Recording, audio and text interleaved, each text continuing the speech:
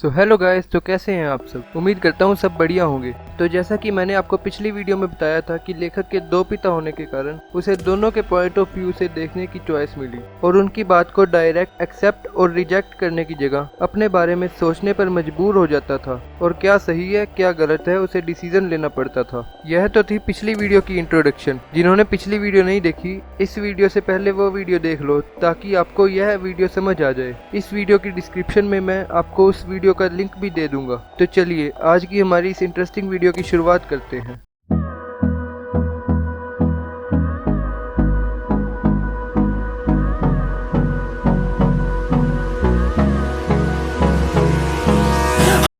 तो आगे लेखक हमें बताते हैं कि उनके पिता उन्हें काफी कुछ सिखाते और वो उनकी बात मानकर अच्छा बच्चा बनना चाहते थे, मगर उनके दोनों पिताओं की सोच में जमीन आसमान का फर्क था। खास करके पैसों के बारे में उनकी राय कभी नहीं मिलती थी। उनके गरीब पिता कभी अमीर पिता की राय नहीं मानते थे, मगर दूसरी तरफ जो अमीर पिता कहते वो भी सही होता था। उन दोनों की लड़ाई से लेखक समझे गरीब गरीब क्यों रहता है और अमीर अमीर कैसे हो जाते हैं। गरीब पिता कहते थे स्कूल जाओ, पढ़ो और अच्छे ग्रेड्स लाओ, फिर तुम्हें जॉब मिल जाएगी और तुम अमीर बन जाओगे। लेकिन स्कूल ने कभी हमें पैसे कमाना नहीं सिखाया। वो सिर्फ हमें दूसरों के यहाँ काम कैसे करना है वो सिखाते हैं, ना कि पैसे बनाना। आगे लेखक ने एक एग्जाम्पल के द्वारा ऊपर वाली लाइन समझाई है कि एक डॉक्टर और इंजीनियर के कितने अच्छे ग्रेड्स आते हैं, मगर वो अपनी पूरी जिंदगी पैसे कमाने में बिता देते हैं। वहीं दूसरी तरफ पैसे कमाने वाले ज्यादातर लोगों ने अच्छे ग्रेड से अपनी एजुकेशन पूरी नहीं की, मगर 99% पैसों के मालिक वही है। आगे लेखक बताते हैं कि मेरे दो पिता होने के कारण मुझे फाइनेंशियली दो अलग अलग राय जानने को मिली। मेरे एक पिता कहते थे कि मैं इसे अफोर्ड नहीं कर सकता और दूसरे पिता कहते थे कि मैं इसे अफोर्ड कैसे करूं। इसमें जहां एक की स्टेटमेंट है वहीं दूसरे का क्वेश्चन है। ध्यान से सोचने पर पता चला कि जहां एक की सोच खत्म होती है वहीं दूसरे पिता की शुरू होती है। मेरे अमीर पिता बोलते थे कि दुनिया का सबसे बड़ा कंप्यूटर दिमाग है, जितना दिमाग की एक्सरसाइज करोगे उतना पैसा बना पाओगे। मेरे दोनों पिता बहुत मेहनत करते थे, मगर एक पिता शरीर से और दूसरे दिमाग से। जहाँ गरीब पिता फाइनेंशियल चीजों में अपना दिमाग यूज नहीं करते थे, वहीं अमीर पिता वहीं पर फोकस करते थे। अमीर पिता का कहना था कि मैं यह अफोर्ड नहीं कर पाऊंगा, यह दिमाग की लेजीनेस का कारण बनता है, यह मैं कैसे अफोर्ड कर पाऊंगा, इसके द्वारा दिमाग की एक्सरसाइज होती है। मेरे एक पिता कहते थे कि अमीरों को ज्यादा टैक्स देना चाहिए ताकि वो गरीब की भी हेल्प करे। वहीं दूसरे पिता कहते थे कि टैक्स उनके लिए एक पुनिशमेंट है जो मेहनत से पैसे बनाते हैं, और उनके लिए आराम जो पैसे बनाने में आलस दिखाते हैं। दूसरे शब्दों में बताएं तो उनके यह कहने का अर्थ था कि गरीब लोग अमीर पर बोझ हैं। मेरे एक पिता बोलते थे कि अच्छे से पढ़ो ताकि किसी बड़ी कंपनी में जॉब मिल जाए। वहीं दूसरे पिता बोलते थे कि अच्छे से पढ़ो ताकि कोई बड़ी कंपनी खरीद सको।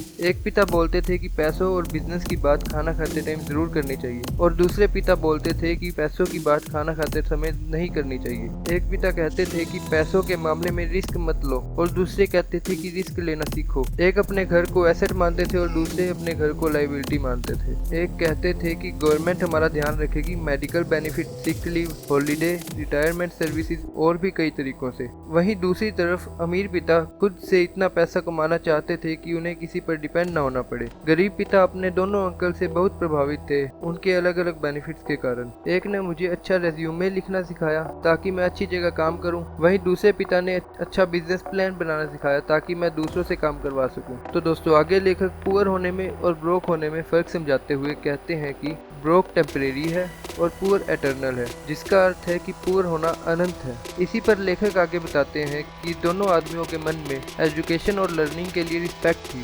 वो इस बात से इनकार करते हैं कि जो वे सोचते हैं वो लर्न करने के लिए जरूरी है। एक मुझसे चाहते हैं कि मैं हार्ड स्टडी करूं, डिग्री लूं और एक बढ़िया सी जॉब लेकर पैसे कमाऊं। वो मुझसे चाहते थे कि मैं स्टडी करके प्रोफेशनल बनूं, लॉयर बनूं या अकाउंटेंट बनूं और MBA करने के लिए एक बिजनेस स्कूल में जाऊं। और दूसरे मुझे रिच बनने के लिए, स्टडी करने के लिए एनकरेज करते थे, और यह जानो कि पैसा कैसे काम करता है, और यह भी जानो कि कैसे वो मेरे लिए काम करे। मैं पैसों के लिए काम नहीं करता। यह शब्द वो बार बार रिपीट करते रहते कि पैसा मेरे लिए काम करता है। 9 साल की उम्र में मैंने फैसला किया कि मैं अपने अमीर पिता की सुनूंगा और उन्हीं से ही सीखूंगा। मेरे गरीब पिता के पास सारी डिग्री थी, फिर भी मैंने उन्हें नहीं चुना।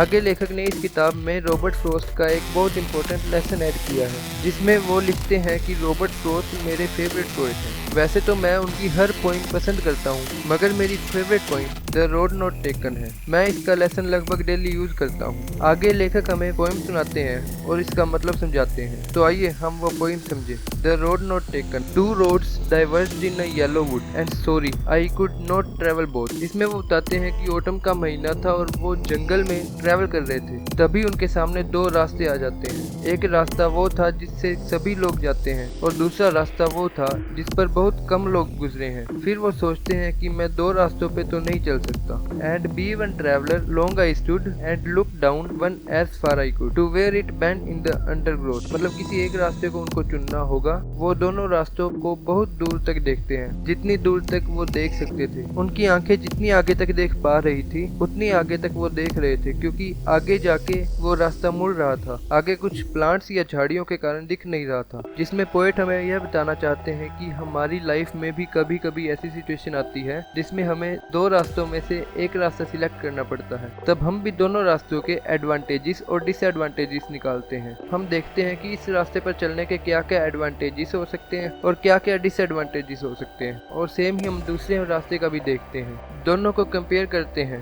रॉबर्ट फ्रॉस्ट भी ऐसे ही कर रहे थे। Then took the other as just a fair and having perhaps a better claim because it was grassy and wanted wear. इसमें पोएट हमें बताते हैं कि वो दूसरा रास्ता ले लेते हैं क्योंकि उन्हें दूसरा रास्ता सही लग रहा था, क्योंकि वो रास्ता ग्रासी था, मतलब उस रास्ते पर काफी कम लोगों ने ट्रेवल किया था। तो वो सोचते हैं कि वो रास्ता सही होगा, इससे वो एक डिसीजन लेते हैं। ठीक वैसे ही जैसे हम अपनी लाइफ में डिसीजन लेते हैं। दोनों रास्तों के एडवांटेजेस और डिसएडवांटेजेस को देखने के बाद हमें जो सही लगता है वही रास्ता सिलेक्ट करते हैं। Though as for that the passing there had warned them really about the same and both that morning equally lay in leaves no steps had trodden back। इसमें पोएट हमें बताते हैं कि वो दूसरा रास्ता चुन तो लेते हैं, लेकिन अभी भी वो अपने डिसीजन से सेटिस्फाइड नहीं थे। वो सोच रहे थे कि हो सकता है वो दोनों रास्ते सेम हो, तभी कोई इसे चुन नहीं रहा। वो ऐसा इसलिए सोचते हैं क्योंकि सुबह उनको दोनों रास्ते एक जैसे लग रहे थे। दोनों पर पत्ते गिरे हुए थे, एक थोड़ा ज्यादा ग्रासी था और एक थोड़ा कम ग्रासी था। हमारी लाइफ में भी ऐसे ही होता है, जैसे कि हम कभी बहुत कंफ्यूज हो जाते हैं कि हमें क्या करना चाहिए, कौन सा रास्ता चुनना चाहिए। तब हम जाते हैं अपने दोस्तों के पास और अपने फैमिली के पास। Oh I kept the first for another day yet knowing how way leads on to way I doubted if I should ever come back. आखिर वो दूसरे रास्ते को चुन लेते हैं और पहले रास्ते को छोड़ देते हैं, यह कहकर कि कभी और आऊंगा तो यह रास्ता चुन लूंगा। लेकिन कहीं ना कहीं वो यह जानते थे कि अगर आज यह रास्ता चुन लेता हूँ तो हो सकता है कि कल को यह रास्ता किसी और रास्ते से मिल जाए और वो रास्ता आगे फिर किसी और रास्ते से मिल जाए, और ऐसे करते करते मैं कहीं और पहुंच जाऊंगा। उनको लग रहा था कि अगर वो आज इस रास्ते को चुन लेते हैं तो हो सकता है कि आगे वो फिर कभी भी दूसरे रास्ते को ना चुन पाए। I shall be telling this with I somewhere ages and ages hence two roads diverge in a wood and I took the one less travelled by and that has made all the difference. इसमें वो कहते हैं कि कोई बात नहीं, जो होगा देख लेंगे। आगे चल के अपने बच्चों को बताऊंगा कि मैंने यह रास्ता चुना था और यह रास्ता चुनने के कारण आज मैं यहाँ खड़ा हूँ। हो सकता है कि अगर मैं दूसरा रास्ता चुनता तो आज मैं कुछ और होता। तो पोएट हमें इस पोएम के थ्रू यह बताने की कोशिश कर रहे थे कि बाकियों को देखकर उनके पीछे मत चलो, अपना दिमाग लगाओ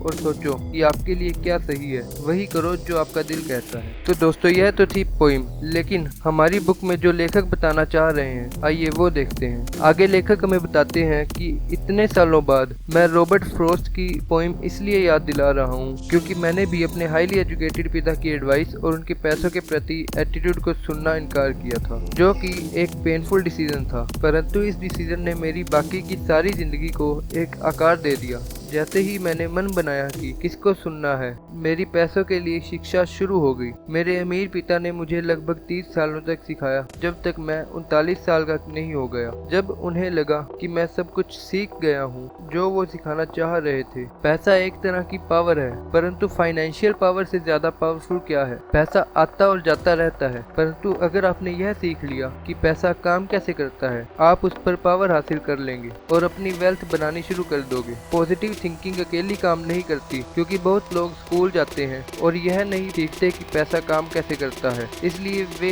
अपनी सारी जिंदगी पैसों के लिए काम करने में गुजार देते हैं। क्योंकि मैं सिर्फ 9 वर्ष का था जब मैंने स्टार्ट किया। जो लेसन मेरे अमीर पिता ने मुझे समझाए वो सिंपल है, और जब सारा काम हो गया वो सिर्फ 6 मेन लेसन थे जो कि 30 सालों तक रिपीट हुए थे। यह किताब उन्हीं 6 लेसन के बारे में है, जितने सिंपल हो सकते थे उतना सिंपल। यह लेसन एक गाइड की तरह है जो आपको और आपके बच्चों को वेल्थ इंक्रीज करने में गाइड करेंगे। तो गाइस, आई होप यह सब कुछ आपने अच्छे से सुना होगा। वैसे तो आज मैंने इस वीडियो में फर्स्ट चैप्टर डालना था, फिर मैंने सोचा कि लास्ट वीडियो में अभी बहुत कुछ मिसिंग था और वो पोएम भी समझानी थी, और यह वीडियो भी बहुत बड़ी हो चुकी है, इसलिए हम इस बुक का फर्स्ट चैप्टर नेक्स्ट वीडियो में पढ़ेंगे। तो नेक्स्ट वीडियो जल्द ही आएगी। तब तक आप इस वीडियो के नीचे कमेंट बॉक्स में कमेंट करें कि आपको यह बुक कैसी लग रही है और आगे आप कौन कौन सी बुक सुनना चाहते हैं, उनके नाम लिख कर भेजें। और इस वीडियो को लाइक और शेयर करना बिल्कुल भी मत भूलना, और सब्सक्राइब भी कर देना यार, बहुत मेहनत लगती है कंटेंट लाने में। तो हम मिलते हैं अगली वीडियो में, तब तक के लिए हंसते रहिए, मुस्कुराते रहिए, और मेरे स्मार्ट लिसनर सुनते रहिए कहानियाँ